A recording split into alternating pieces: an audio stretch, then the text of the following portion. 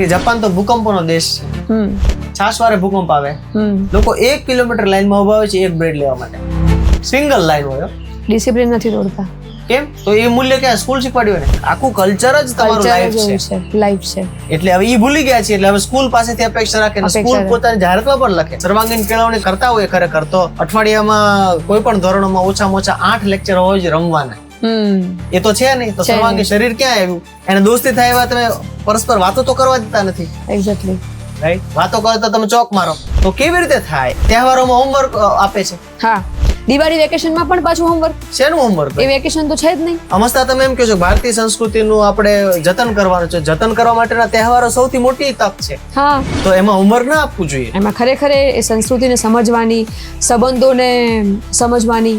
તમે આ વાત કરીને મને વિચાર આવ્યો કે અત્યારે હું કોઈના પણ ઘરે જાઉં, એ ભણે છે તો રૂમમાંથી દીકરો કે દીકરી બહાર પણ ના આવે. એ ક્યાંથી વાતચીત કરશે? અને પછી કે શું ભણે છે? તો કે સોશિયલ સ્કિલ. બરોબર. એ ચોપડીમાં જ ભણે છે. તમે હું આજે વાત કરીએ છીએ તો તમને મને સન્માન મૂલ્ય શીખવાની જરૂર નથી. ખબર જ છે કે મારું સન્માન ક્યાં રાખવાનું, કેટલું રાખવાનું. તમે જે વાત કરી કે આ શીખવી ના શકાય, આજીવી શકાય. બિલકુલ. અને એના માટે સાથે જ રહેવું પડે. અને એ પરિવારમાંથી પહેલા આવે.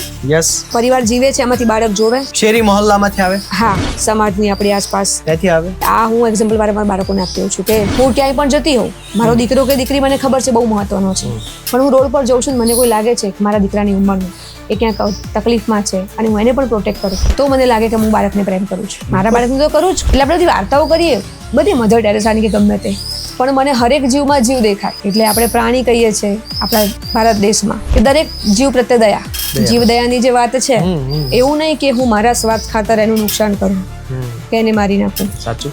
એ સાચું શિક્ષણ છે. સરસ.